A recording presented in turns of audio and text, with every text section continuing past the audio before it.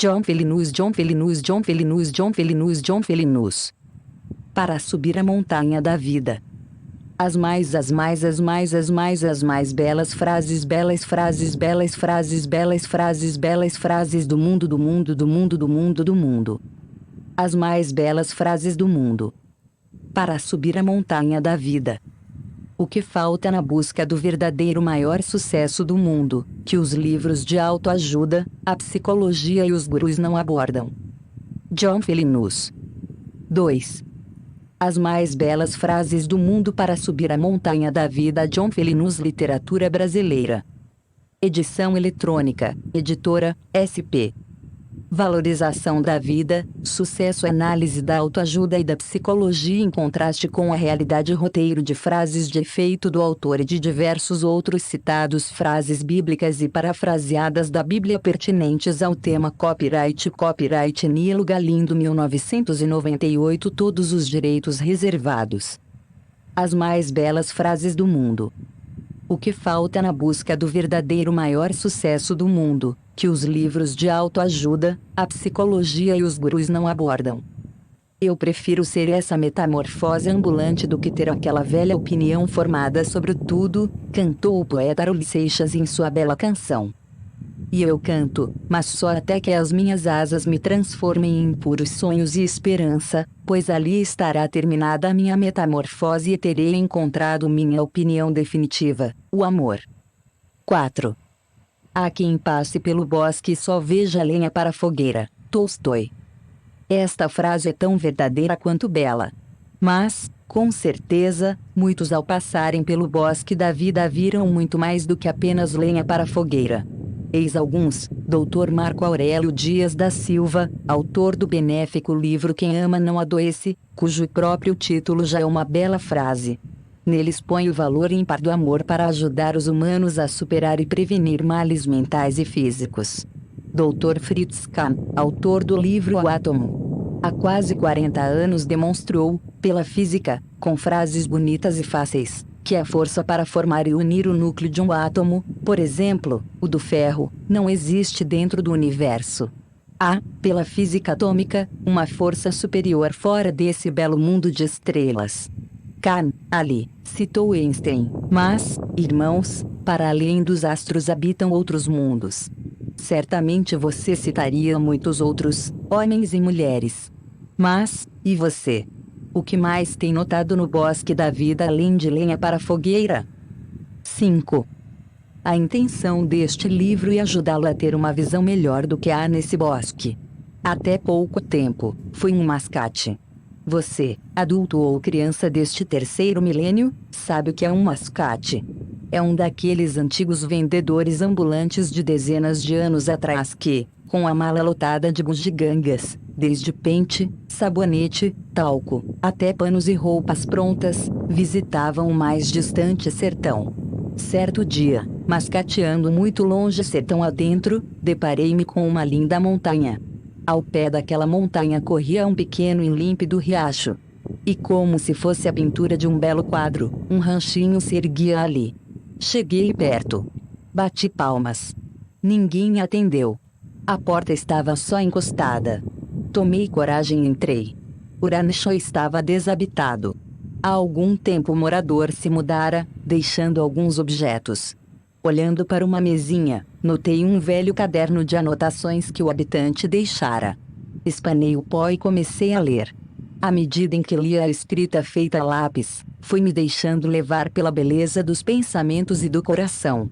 E em muitos momentos não pude conter as lágrimas. Minhas dúvidas, meus problemas, minhas apreensões, meus sentimentos mais íntimos. 6. Guardados no fundo do meu peito pareciam estar abertos, escancarados naquele caderninho.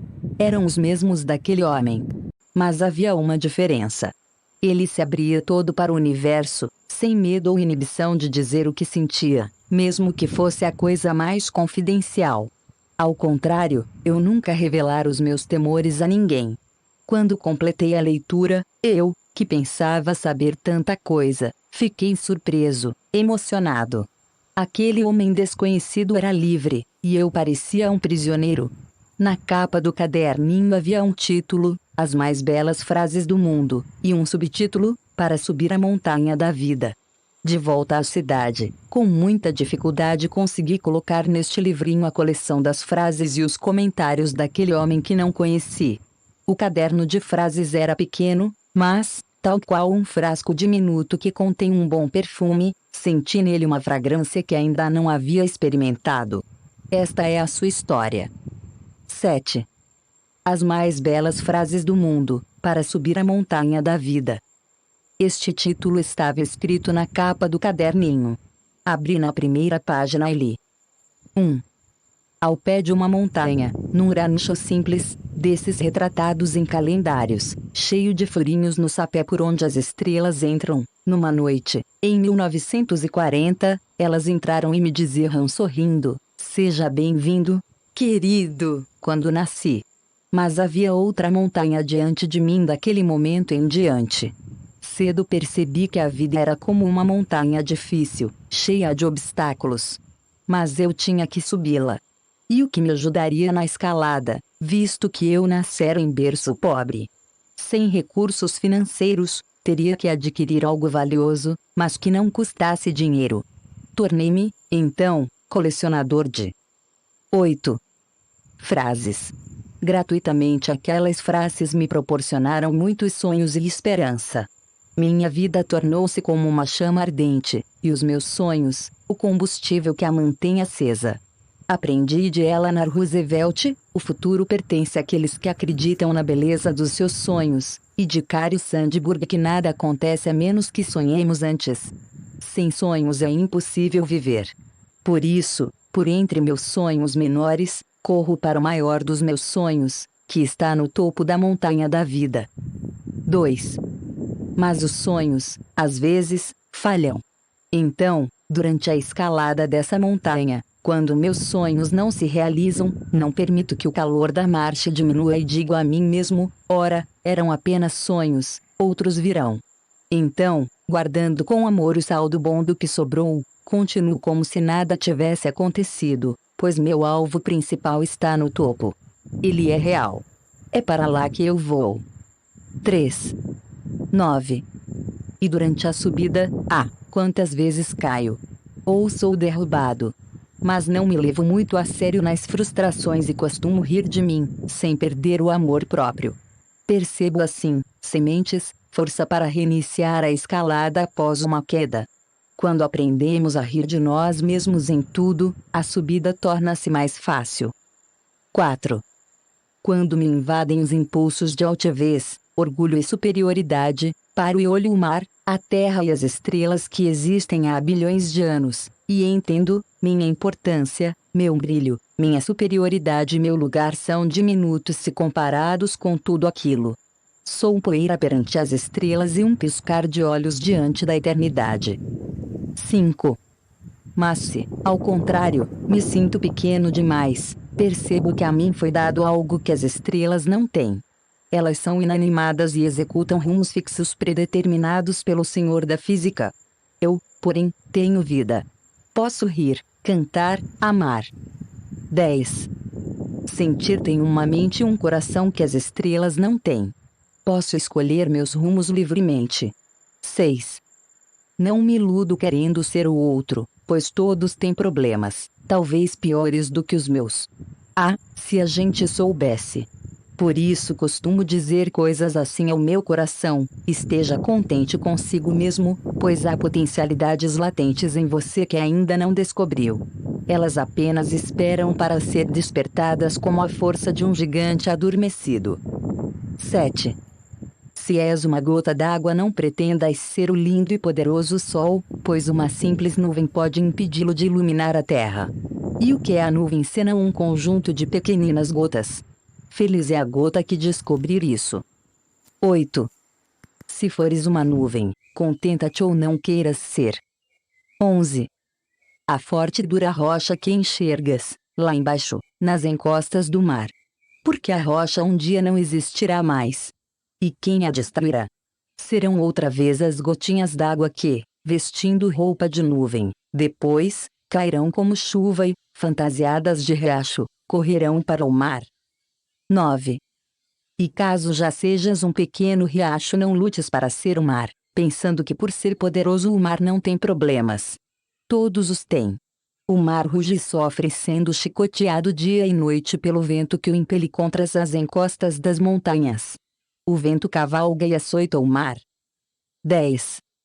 Mas se és o mar, não tentes ser, então, aquela parte alta da imponente montanha que não tem contato com a erosão causada pelas águas.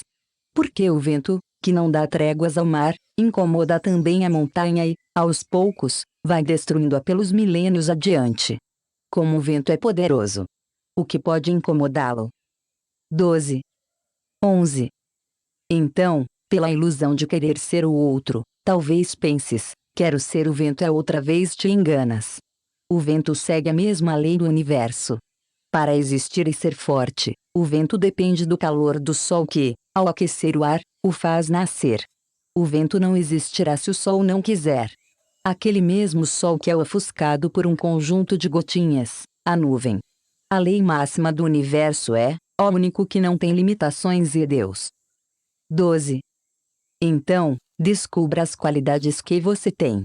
Os animais de circo, diferentes dos livres da floresta, foram iludidos desde filhotes para não saber a força que possuem. O tigre pensa que é um gatinho.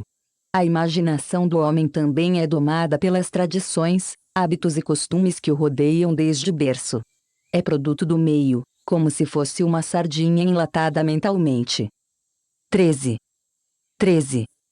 Quando um problema se mostrar difícil, lembre-se dessa história: havia 2 náufragos no mar revolto. Um se debateu, lutou continuamente contra as ondas até esgotar suas energias e afundou. O outro, ao invés de dar braçadas contra o mar, apenas boiou, não gastou energias e pôde, assim, ficar por várias horas até ser salvo. Boiar foi seu tipo de luta. 14. A vida se parece com o mar. Enquanto ele é agitado pelo vento, ela é açoitada por todo tipo de problema. Entre 2 males, é sábio escolher o mal menor, adaptando-se às circunstâncias na luta contra uma situação adversa, até que uma solução, salvação, inesperada aconteça. É melhor economizar energias enquanto se espera, como o homem que boiou. 14. 15. Os imprevistos e o tempo frustram planos. Lembre-se de quanto isso já ocorreu com você ou com outros. Frases resumidas do belo e sábio livro bíblico Eclesiastes, dizem tão claramente: a corrida não é dos ligeiros nem a vitória dos poderosos, nem são os entendidos os que têm riquezas, porque o tempo e o imprevisto sobrevêm a todos. Como os peixes numa rede e os pássaros numa armadilha, os homens são apanhados pelo imprevisto repentinamente. 16. Por isso, às vezes, diante da tua fragilidade e dos imprevistos, nada mais há a fazer do que esperar. Mas, mesmo quando nada mais há a esperar, ainda existe aquele que não depende de nada nem tem limitações. Aquele que negou a vida, uma mente e um coração para as fulgurantes estrelas, mas pensou em pequeninos montinhos de pó, os humanos.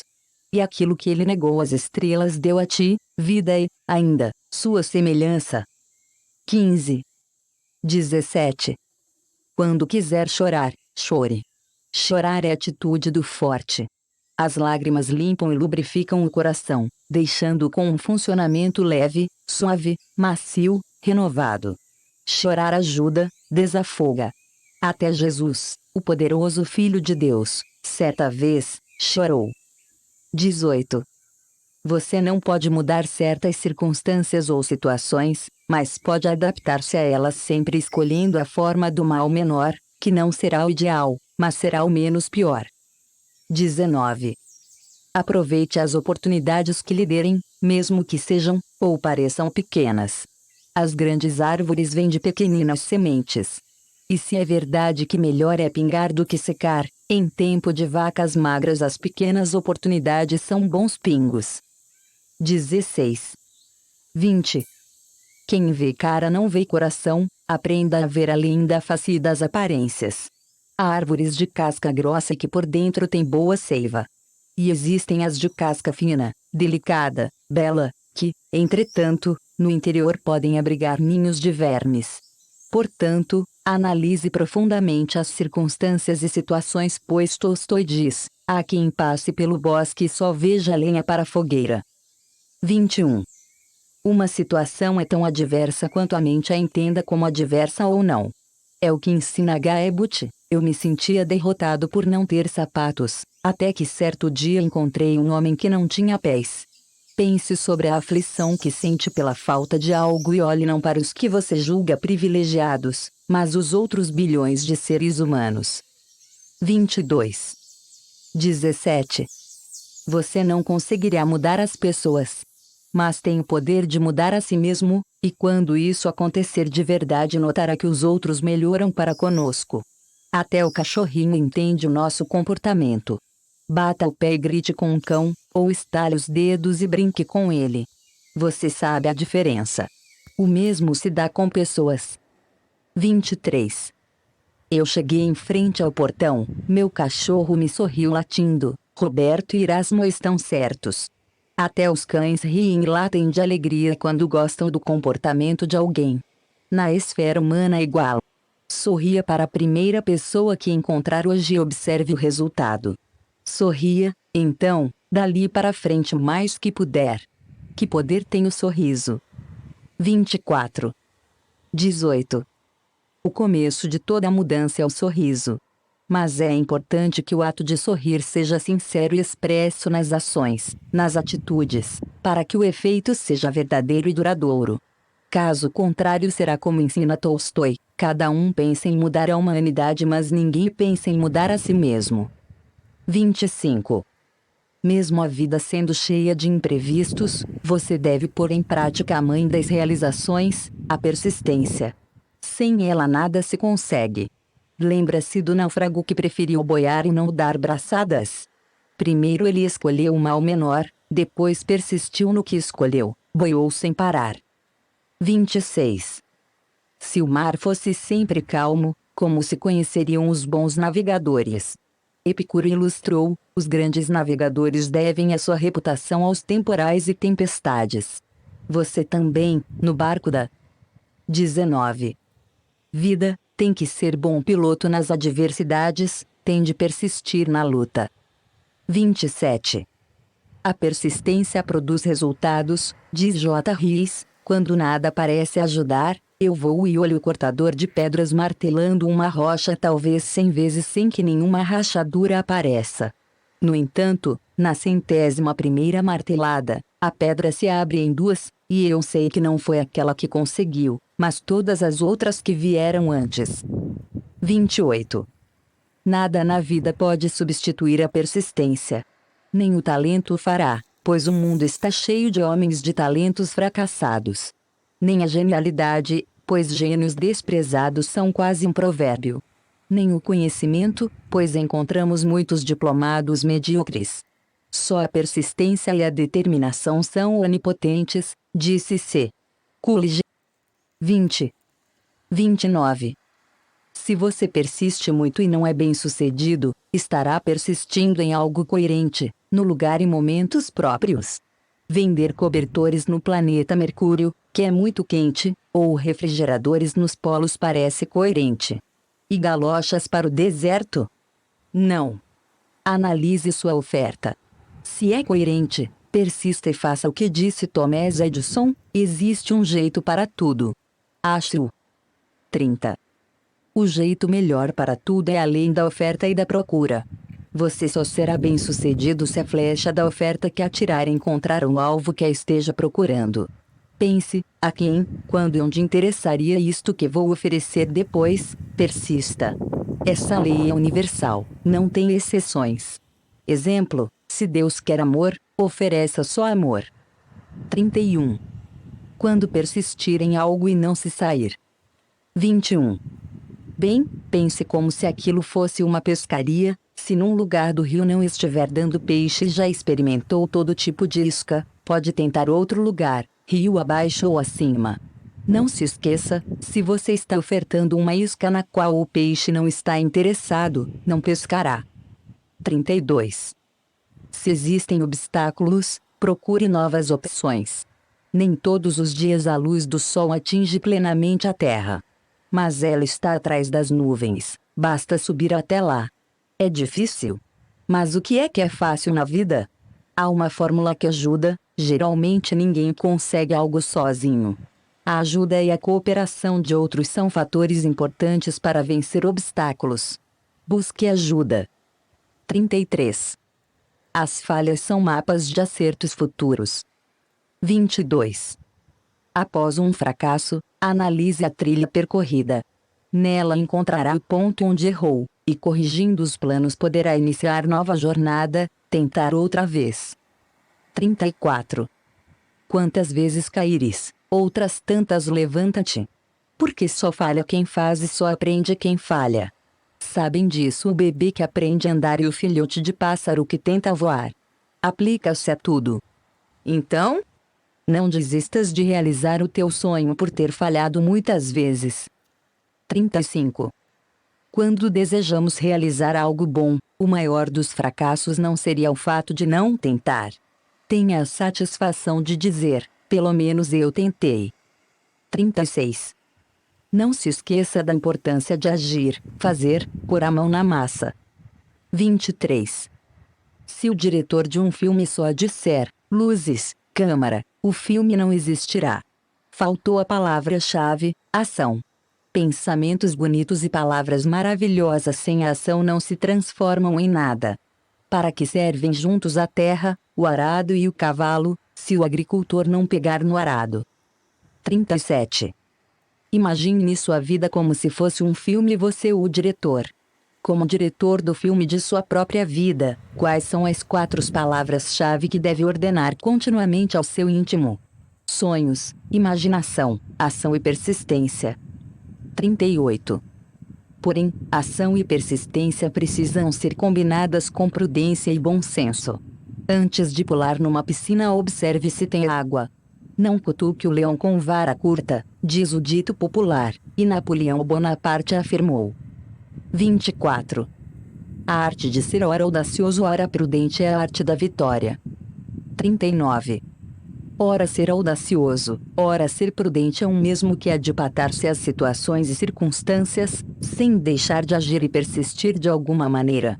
Rui Barbosa observou: aqueles que param esperando as coisas melhorarem, acabarão descobrindo mais tarde que aqueles que não pararam estão tão na frente que não poderão ser mais alcançados. 40. Para haver ação e persistência, primeiro tem que haver vontade. De nada valem força, poder, conhecimento e circunstâncias adequadas, se não existir vontade. Ela significa 90% na realização de qualquer sonho. Mas e os outros 10%? Horizon Marden disse: uma vontade acha uma maneira. Vontade é tudo. 25. 41. Existe uma inimiga que pode acabar com a vontade, a preguiça. Há um provérbio tcheco que, modificado para ilustrar a preguiça, ficaria assim: para um cavalo preguiçoso tudo pesa, até o rabo. 42. Um provérbio bíblico expõe o mal da preguiça: até quando, o preguiçoso, ficarás deitado? Quando é que te levantarás do teu sono? Mais um pouco de sono, mais um pouco de cochilo, mais um pouco de cruzar as mãos ao estar deitado e certamente chegará a tua pobreza como um bandoleiro e a tua carência como um homem armado. 43. A vontade, a ação e a persistência têm um combustível poderoso para mantê-las acesas, o entusiasmo. 26. Como o imã atrai o ferro, o entusiasmo atrai pessoas e, com tal clima, poderão surgir situações melhores do que as que se apresentariam para um desanimado. 44. O entusiasmo é o mais contagioso dos vírus, é o vírus da realização. Prolifera e não há antibiótico contra ele. Até no fracasso, nas frustrações, faz sorrir. Está sempre se preparando para novas tentativas após as quedas. 45. O entusiasmo precisa ser temperado também com bom senso. O entusiasta deve ser realista, acreditar na conquista, mas estar preparado para um fracasso. Quão amplo deve ser o entusiasmo? Todo homem conhece o entusiasmo vez ou outra. Em alguns dura 30 minutos, noutros 30 dias. mas ao que mantém o entusiasmo durante 30 anos é que pertence o sucesso, disse Ebeliton. 27. 46. Geralmente, quem põe em prática os hábitos de sonhar, imaginar, agir, persistir, ter vontade e entusiasmo, ao conseguir algo, é chamado de pessoa de sorte. E o que não faz nada disso e não consegue, de azarado. Se existissem sorte e azar, e destino, ninguém precisaria fazer nada, nem olhar semáforos. 47. Como não existem rosas sem espinhos, nem colheita de mel sem ferroadas, os sonhos, a imaginação, a ação, a persistência, a vontade e o entusiasmo sofrem o ataque de algo muito adverso, as críticas. 48. É mais fácil criticar do que criar. A origem da crítica é antiga. São frases bíblicas, lá do início. Quando Deus fez tudo, e depois os primeiros humanos, viu que tudo era muito. 28. Bom. Mas certo anjo perguntou à mulher se ela seria privada de alimentos do jardim, e ela respondeu: do fruto das árvores do jardim podemos comer, mas quanto a comer do fruto da árvore que está no meio do jardim, Deus disse: não deveis comer dele, não, nem deveis tocar nele, para que não morrais. 49. Assim, ocorreu a primeira crítica da história. Aquele anjo que falava com a mulher retrucou em forma de crítica a Deus: positivamente não morrereis. Porque Deus sabe que, no mesmo dia em que comerdes dela, do fruto, se abrirão os vossos olhos e sereis como Deus, sabendo o que é bom e o que é mal. 50. Críticas não são boas nem belas frases. Excetuado-se as construtivas. Críticas são palavras de alguém que, não tendo feito o trabalho que outro fez com imaginação e criatividade, tece muitas. 29. Declarações invejosas, convencedoras, com frases bonitas, mas com a finalidade embutida de destruir. A intenção escondida é de chamar a atenção para si mesmo. E a primeira crítica, registrada na Bíblia, causou a morte. 51. A crítica não tira férias. Se você fizer algo, será criticado. Se não o fizer, também. A crítica é a arma do invejoso. As críticas maiores vêm quando se faz algo incomum que a massa não está acostumada a fazer. Sempre haverá críticas individuais e coletivas. Se o que você faz é bom, moral, e não prejudica ninguém, seja o melhor dos ouvintes, mas não gaste energia ouvindo as críticas. Seja surdo para elas. 52. O remédio para a crítica é o elogio. Ele levanta as pessoas.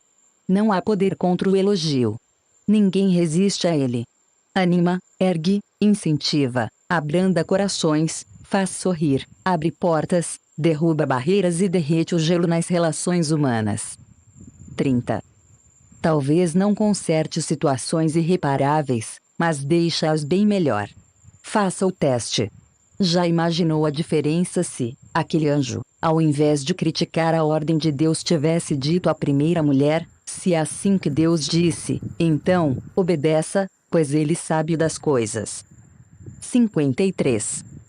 Quem ama não adoece. Com este belo título, o Dr. Marco Aurélio Dias da Silva fez um ótimo best-seller. O amor produz saúde para seu portador. Frases bíblicas o definem como um ser longânime, benigno, não ciumento ou invejoso, não orgulhoso, não indecente, não egoísta, não encolerizado, perdoador, contra a injustiça e a favor da verdade. Nunca falha.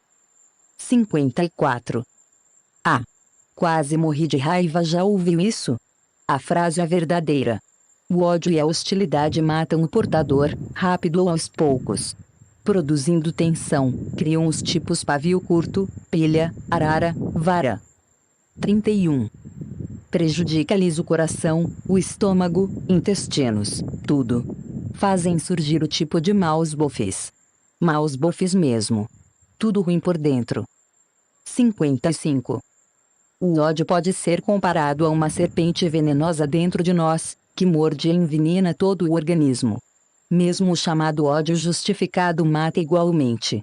Ora, se você tiver razões para deixar uma serpente mordê-lo, Será que a razão, a justificativa vão eliminar o poder do veneno? Não. Mata. Não odeie. Fuja dessa cobra. 56. O ódio e a hostilidade não estão sós.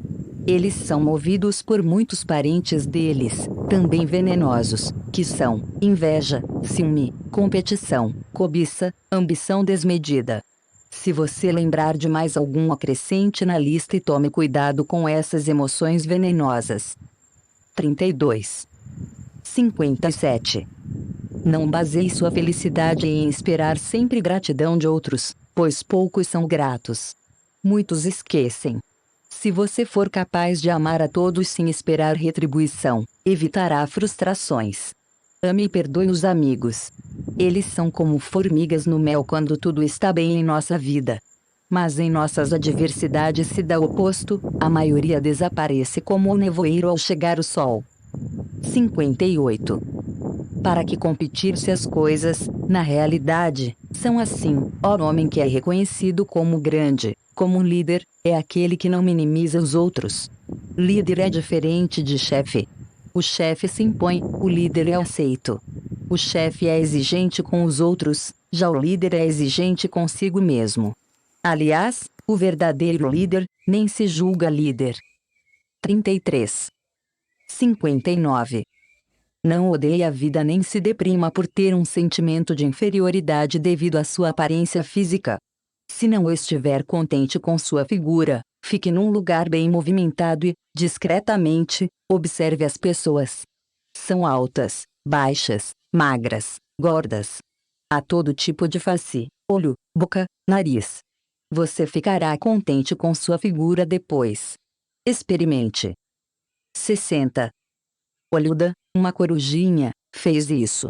Sentia-se muito feia por ser coruja.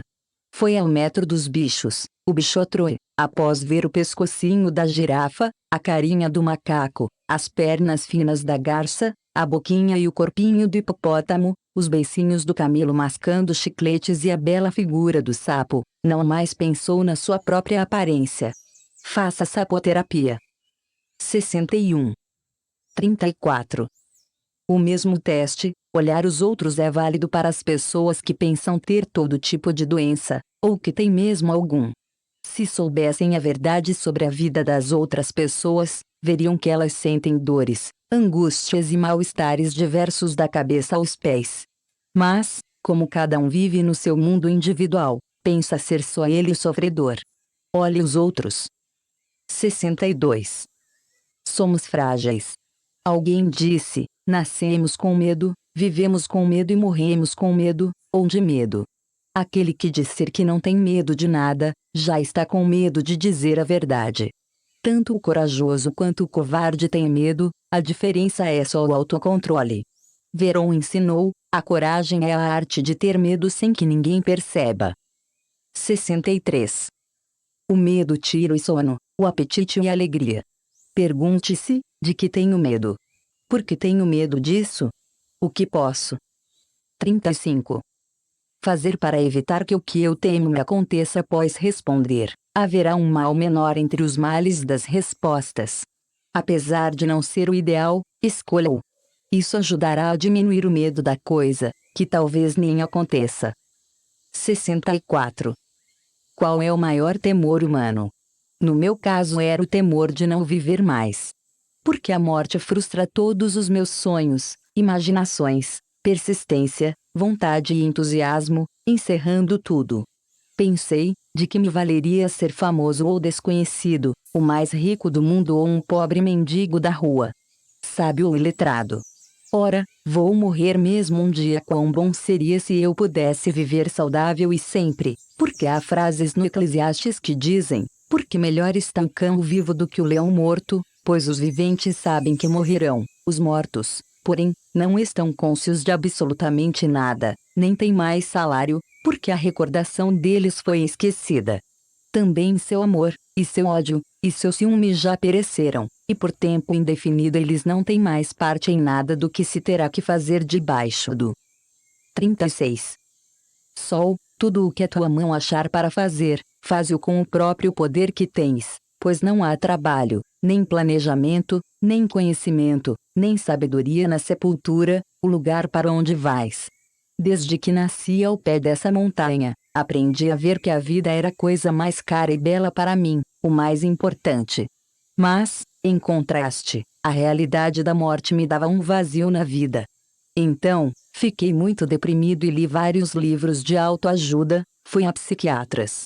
Quando neste caderninho escrevo sobre morte, quem o ler, por favor, não confunda minhas palavras com propaganda religiosa. Apenas narro minha história pessoal, meu caso particular, meus medos, meus temores, que talvez outros não tenham. Aqui não há ficção. Meus temores e seus alívios são narrativas reais. 65. Honestos e com boas intenções, os livros de autoajuda me prometiam um sucesso e a felicidade através da prática de hábitos salutares, como o otimismo e outros. Mas eram apenas injeções momentâneas de ânimo, pois tais bons 37 hábitos, por si sós, não amenizavam o meu temor fundamental, inerente, de meu íntimo.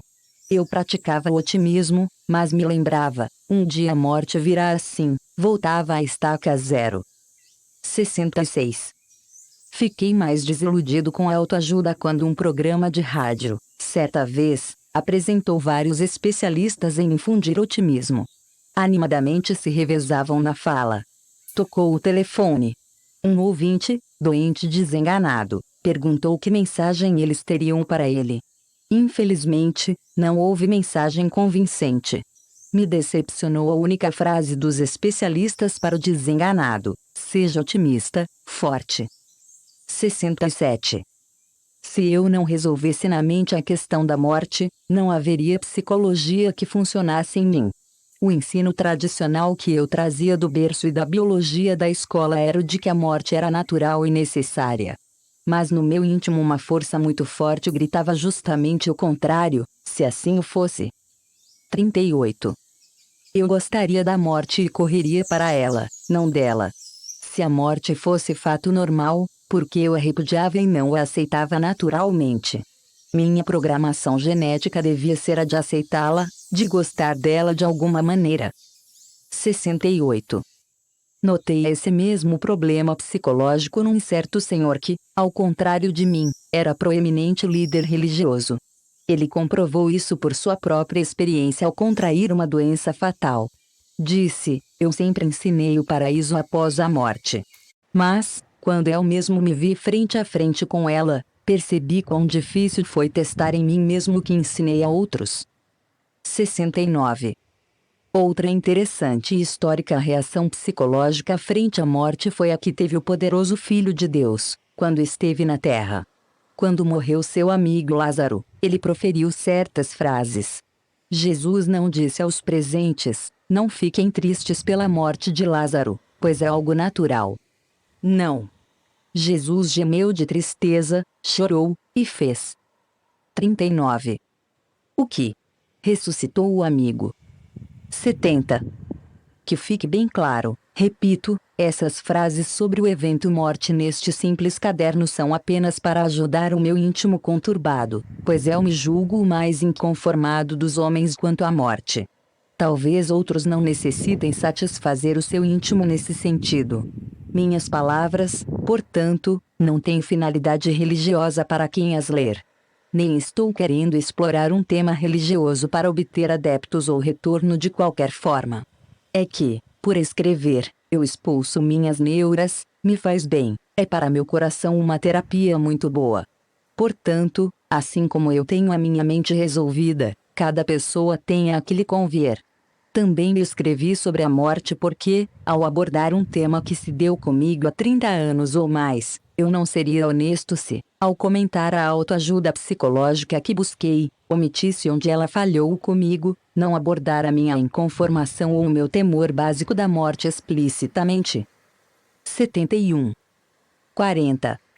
Sem tom de crítica, um dos exemplos de limite em ajuda psicológica frente à realidade da vida é o que diz um escritor americano em seus livros sobre como obter otimismo na vida.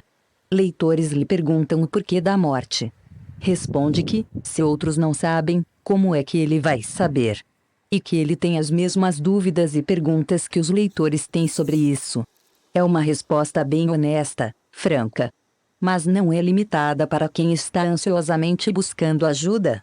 A psicologia é limitada. 72. Entretanto, eu sou um colecionador de frases. E a Bíblia tem as mais belas frases do mundo para derrubar, eliminar a morte. Interessante é que autores de livros de autoajuda muitas vezes usam a Bíblia. Entretanto, eles nunca citam essas frases bíblicas como solução. Assim, seus leitores ficam sem esperança para navegar no mar tempestuoso da vida com todos os seus imprevistos perigosos. Continuarão sem apetrecho principal para galgar a montanha da vida até o pico. 41. 73. Sei disso porque senti na pele, vivi o drama. Meu íntimo clamou. O que escrevi foi retirado do que aprendi em minha subida na montanha da vida real. Passei por muitas depressões sérias. Durante décadas li os melhores livros de autoajuda, consultei psicólogos, psiquiatras, fiz psicoterapia individual e em grupo. Foi útil, mas a solução foi só o remédio que a Bíblia dá para a morte. São as frases mais lindas do mundo. 74. Antes, minha mente estava darwinizada, frustrada pela ciência da evolução que me fazia crer ser eu um tipo de macaco que deu certo e destinado à morte natural. Mas belas frases bíblicas mostraram algo que explicava aquilo que o meu íntimo buscava, e com lógica e clareza, eu sou o produto de um ancestral humano perfeito que, por escolha própria, não deu certo. 75. 42. Os livros de autoajuda e a psicologia não me ensinaram o motivo básico da morte e o conserto dela, ou seja, que, pela desobediência ao Criador, o primeiro homem recebera a sentença de morte e o decreto fora extensivo aos descendentes, mas que, pela obediência e morte de outro homem especial no futuro, a morte dos descendentes do homem original seria eliminada. 76. Pilhas de livros de autoajuda não me ensinaram a solução para a morte, isto é, que Deus enxugará dos olhos dos humanos toda lágrima e não haverá mais morte, nem pranto, nem clamor, nem a dor. Que, como último inimigo, a morte será reduzida a nada. Que há de haver uma ressurreição dos mortos, tanto de justos como de injustos. 77. A psicologia, por melhor que fosse, nunca me informou. 43. Que há quase 2000 anos pequenas amostras grátis do remédio para a morte já foram dadas com sucesso a Lázaro, de Betânia, ao filho da viúva, da cidade de Naim, a menina de 12 anos, filha de Jairo, ao jovem Eutico, de Jope, à idosa Tabita ou Dorcas, e a outros. A psicologia é limitada. Ela não sabe que a morte tem remédio. Pode haver frases mais belas que essas. 78. O remédio bíblico para o fim da morte me animou o coração. Ainda tenho temor da morte. Sim. Mas é ameno, não é mórbido, é resolvido na mente, bem diferente da situação anterior. Posso subir a montanha com alegria e, agora sim, o otimismo funciona, dentro dos seus limites. Eu sabia, sentia no íntimo desde pequeno. A coisa tinha que ser diferente. E é. 79. Dezenas de bons livros, os melhores de autoajuda, e a psicologia jamais me disseram. 44. Que haverá um dia no futuro em que todos os que estiverem mortos, mas na lembrança de Deus, ilustrando, como se fosse um arquivo na memória de um computador, ouvirão a voz do seu filho e saíram dos túmulos, com corpos novos em folha. Podem existir frases mais lindas. Para meu íntimo, não. Não. Mesmo sendo bons, úteis, os livros de autoajuda e a psicologia não me mostraram as dicas do verdadeiro sucesso, nem as frases mais belas do mundo. 80. Mesmo que eu tivesse o mundo inteiro, no fim, perguntaria, para que serviu tudo se morro? Raul Seixas, um mestre em belas frases, cantou como o homem precisa algo mais do que aquilo que busca. Mesmo o homem tendo bela moradia, excelente renda, o carro do ano, sucesso, um doutorado e uma unida família, ainda sente, por fim, que tudo foi apenas ouro de tolo, pois mesmo com tudo isso ainda fica um vazio. 45. 81. O verdadeiro sucesso, para mim, é enxergar e buscar, além das coisas boas e normais em geral que preciso, o que há de principal no bosque da vida, sem o qual nada mais tem verdadeiro valor, o fim da morte. Ora, para que me serviria uma placa assim, no cemitério? Aqui já és o homem que teve o maior sucesso, sem vida há sucesso. Epílogo. Ah, meu caderninho. Você está repleto de frases das mais belas do mundo. Não as troco por dinheiro nenhum. Tem me ajudado muito. Agora que eu terminei, vou sair um pouco e apreciar a minha montanha meditando nas frases. Quero sentir a brisa lá fora e olhar para as mesmas estrelas que me deram as boas-vindas quando nasci. Quão bela está esta noite. As estrelas estão tão próximas daqui. Quase as toco com as mãos. Vieram beijar a montanha. Quero dar uma pausa na correria da vida e olhar para isso que o maior dos artistas fez para 46. Deslumbrar os meus olhos, minha mente. Admirando este manto azul aveludado, cheio de brilhantes pingos de prata, eu me lembro de um poema de Davi. Todo o céu é mudo, mas fala sem dizer uma só palavra. Ouço. Os céus declaram a glória de Deus e a expansão está contando o trabalho das suas mãos. Quando vejo os teus céus, trabalhos dos teus dedos, a lua e as estrelas que preparaste, que é o homem mortal para que te lembres dele, tu o fizeste um pouco menor que os anjos, de glória e honra coroaste e o designaste sobre as obras das tuas mãos. Ah! Como procurei desde criança frases como essas. As estrelas são minhas, eu sentia isso, só não sabia como, mas agora sei. Apesar de Deus ter feito as estrelas tão magníficas, aglomeradas em um número incalculável num espaço de muitos bilhões de anos-luz, sua memória é tão vasta quanto o infinito e lembra-se de mim. Ele dá tanto valor a toda a água dos oceanos quanto a minha pequenina lágrima. E esta frase decisiva e maravilhosa, sou apenas menor que os anjos. Ora, existe algo melhor para o coração do que isso. Porque demorei tanto para saber algo tão simples, que depois dos anjos, sou eu. Então, se sou apenas menor que os anjos, tenho muito valor aos olhos daquele que fez as estrelas e que, colocando-as em rumos fixos e rígidos, teve a amorosa ideia de dar vida e a sua semelhança a um simples montinho de pó. 47. Punhado de pó com condições de decidir a favor da paz, da justiça, da verdade e do amor, colocando-o num planeta lindo, uma joia azul, num dos cantinhos da Via Láctea para, de lá, admirar todas as outras galáxias. E para admirá-las me deu os olhos para contemplar tudo.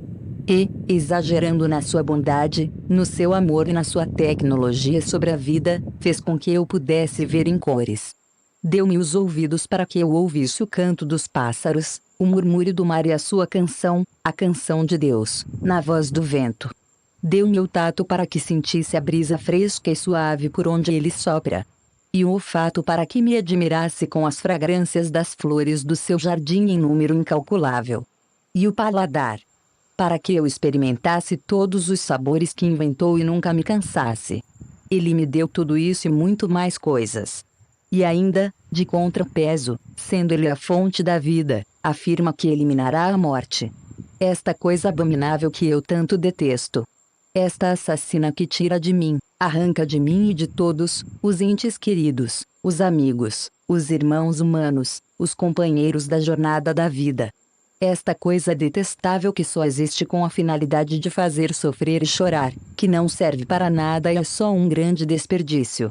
A quem, até hoje, esta infame não fez soluçar, derramar lágrimas alguma vez e provocar a mais longa das saudades com a grande dor do nunca mais, apesar do consolo religioso. És infame sim, meu coração, meu íntimo mais. 48. Profundo grita, morte és infame, és a maior inimiga do homem como diz uma frase da Bíblia. Morte. Assassina é o seu nome. Aquela que interrompe um desejo natural, com o qual eu nasci, pois fui programado com a vontade de viver, viver, viver cada vez mais. Sei que muitos camuflam esse sentimento, dizendo não temer a morte ou que ela é natural, e que quando partirem, partirão numa boa sem nenhum questionamento. Mas estarão dizendo a verdade genuína no íntimo. Eu não penso, nunca pensei e não me envergonho de falar a verdade, detesto, repudio a morte, pois meu íntimo sente que fui feito para viver e que ela é uma contradição, é uma aberração da vida. E como prova cabal, penso nos quadros tristes que se desenrolam nos velórios. O sofrimento nos velórios mostra a verdade do íntimo humano. Porque os velórios não são alegres, por exemplo, como num aniversário? A resposta é simples: a morte é um fim dos aniversários. Então, por que endeusá-la e torcer a verdade, como se a morte fosse amiga mentir para mim mesmo? Se a morte fosse boa, natural e necessária, o próprio Filho de Deus a teria enaltecido e falado bem dela. Mas ele não fez isso nunca. Ao contrário, quando morreu seu amigo Lázaro, de Betânia, ele não disse aos presentes: fiquem alegres, pois Lázaro está melhor agora do que antes. Ou coisas assim. Não. O Filho de Deus gemeu, sofreu, ficou triste, chorou e... 49. Ressuscitou o amigo. Tirou-o do túmulo. Ressuscitou, ainda, o jovem filho da viúva de Naim, teve pena da viúva. Porque não disse a ela que a morte era boa. Ressuscitou a filha de Jairo. Porque não disse a Jairo que a morte da menina era coisa melhor que a vida na terra. Essas amostras grátis e muitas outras do remédio contra a morte já foram dadas no passado, não são novidades. Vale a pena viver, não desistir da vida mesmo que eu tenha que por algum motivo morrer por algum tempo. Ora, tempo que nem se percebe. Ah, caderninho. Agora que sei tantas coisas belas, e que a assassina terá seu fim, ao invés de chorar pelas tristezas da vida, do topo desta montanha tenho que cantar para as estrelas ouvirem. Elas não sabem o que perderam por serem só estrelas, e o que eu ganhei, o que nós, os humanos, ganhamos, por sermos só montinhos de pó mas vivos e com a semelhança do Criador delas, pois, apesar de todos os meus e os nossos problemas, que um dia terão fim, eu sinto. Maravilhosa é a vida. Maravilhosa é a vida quando amamos. Quando, apesar de ter todos os motivos, não abrigamos o ódio, o rancor ou a hostilidade, mesmo quando outros, fingindo-se leais, agem hipocritamente enquanto confiamos neles, procurando nos fazer algum mal e, mesmo assim. 50. Os perdoamos, sejam quais forem os males cometidos. Maravilhosa é a vida quando não temos nada para nos arrepender. Mas como é melhor ainda, quando reconhecemos nossos erros, e sabendo que os nossos atos fizeram outros derramarem lágrimas, buscamos o perdão, tentando reparar o mal, se for possível. Maravilhosa é a vida quando entendemos que a humanidade é composta de personalidades de todos os tipos. Há os que ajudam e os que derrubam. Os que constroem e os que destroem. Os que elogiam e os que criticam. Os que invejam e os que desejam o bem. Os que amam e os que odeiam. Os que são verdadeiros e os que fingem. E quão bom é quando, a todos, indistintamente, desejamos um bom dia, mesmo que não nos ouçam nem nos queiram ouvir dizer. Maravilhosa é a vida quando entendemos que o ódio, mesmo aquele que achamos justificado, é como uma serpente venenosa que nos morde se o abrigarmos dentro de nós. Maravilhosa é a vida quando ajudamos os amigos. Mas é maravilhosa também quando nunca buscamos a vingança e auxiliamos os inimigos a apagarem o fogo sobre as suas cabeças, que eles mesmos acenderam por procurarem nos prejudicar. A vida é maravilhosa. 51. Quando não gastamos nossa energia tentando rebater ou dar ouvidos às críticas injustas e invejosas, quando direcionamos nossa energia para elogiar e erguer os outros, mesmo que achemos que não mereçam. E quando fazemos isso com um sorriso sincero, pois o sorriso verdadeiro é o começo de toda mudança, funciona mesmo. Sei que não posso mudar as pessoas, mas quando eu, de verdade, resolvo mudar, todos melhoram em consequência disso. Até o cãozinho entende isso. Maravilhosa é a vida quando, em face de uma derrota, voltamos ao mapa, Analisamos onde foi que erramos na busca do objetivo não alcançado e tentamos outra vez, por outra trilha. A vida é maravilhosa quando fazemos da persistência nossa arma favorita, porque a persistência é a mãe das realizações. Quão maravilhosa é a vida quando não ficamos só no uso das palavras, mas agimos, nos colocamos em ação na busca da realização do sonho, pois, só palavras não bastam. Sem ação nada existe. De que valeria o solo, o arado e o cavalo, se o agricultor não pegasse no arado? Maravilhosa é a vida quando colocamos a vontade e o entusiasmo como mola propulsora de tudo, pois sem a verdadeira vontade tudo é inútil, fútil. Quão maravilhosa é a vida quando mantemos acesos nossos objetivos e temos metas a alcançar. Quando nunca dizemos sem um motivo de força maior, desisto do sonho. Ora. 52. O sol nasce todos os dias e mesmo que sua luz não apareça por causa das nuvens eu irei buscá-lo, subirei acima delas. E se parecer impossível buscarei ajuda, e alguém que conhece o caminho me levará até lá. Maravilhosa é a vida quando mesmo os persistentes somos ora prudentes ora ousados, e calculamos o custo antes de um empreendimento. São perigosas as palavras o corajoso mergulha de cabeça em tudo. É necessário a cautela, pois não existem coragem ou covardia. O corajoso é como um ator, ele é apenas aquele que tem o mesmo medo que o outro tem, mas não deixa ninguém perceber. Maravilhosa é a vida quando desenvolvemos o difícil hábito da paciência, e entendemos que a dor de hoje não durará para sempre, e que a felicidade é como um pássaro e pode voar a qualquer instante.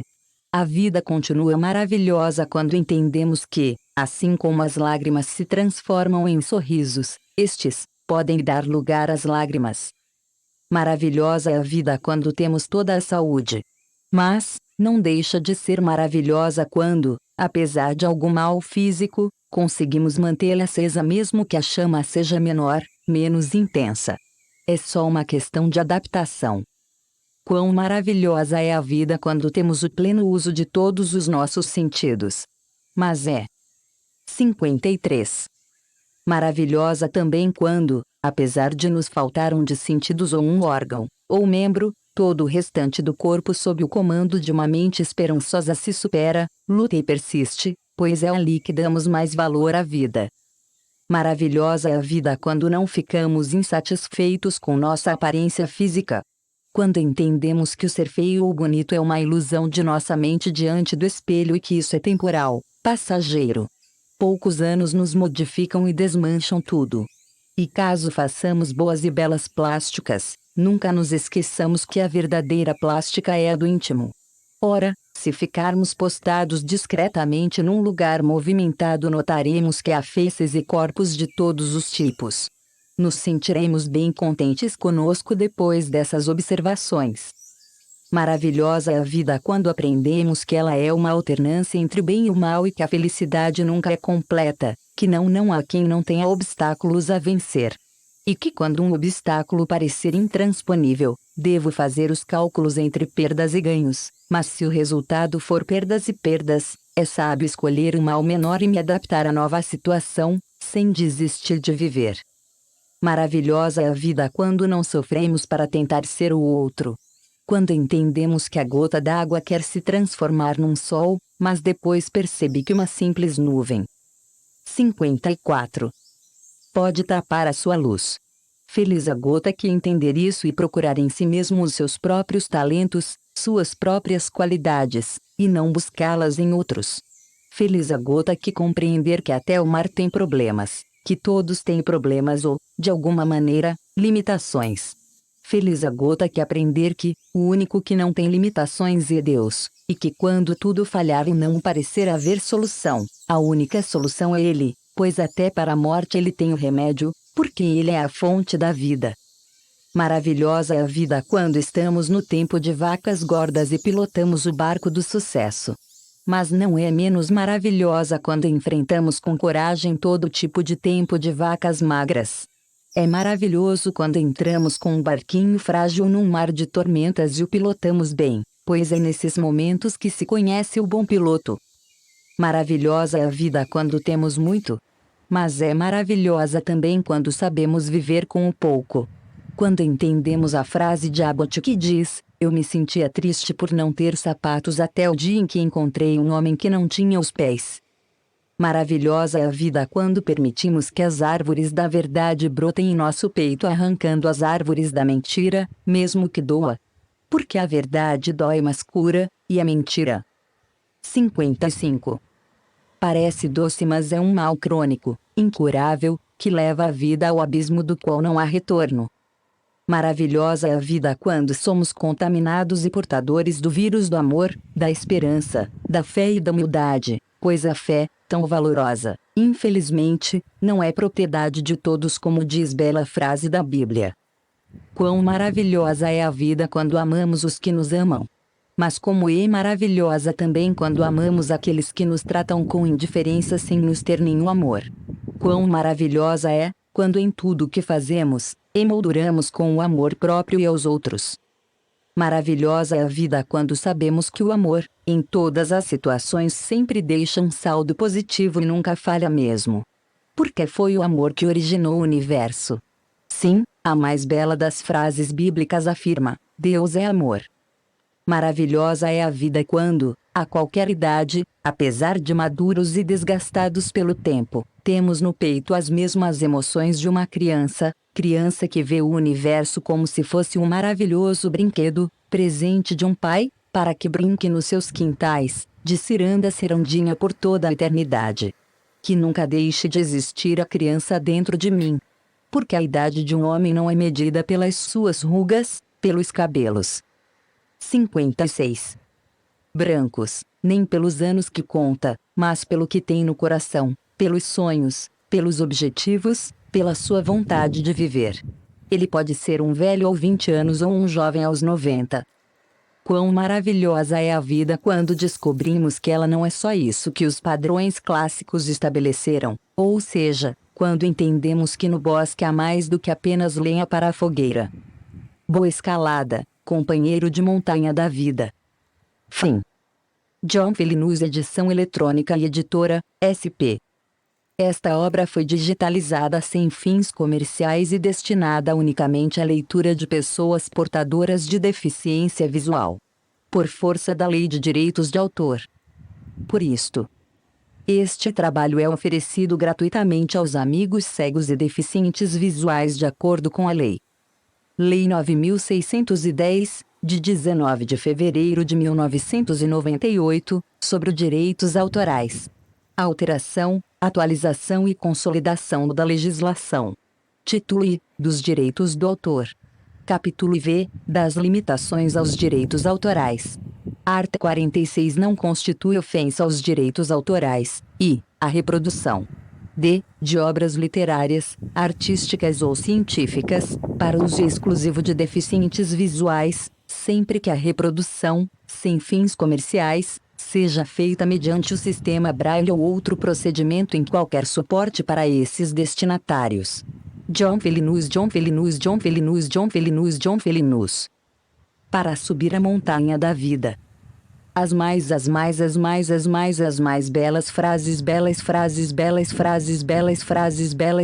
do mundo, do mundo, do mundo, do mundo, do mundo.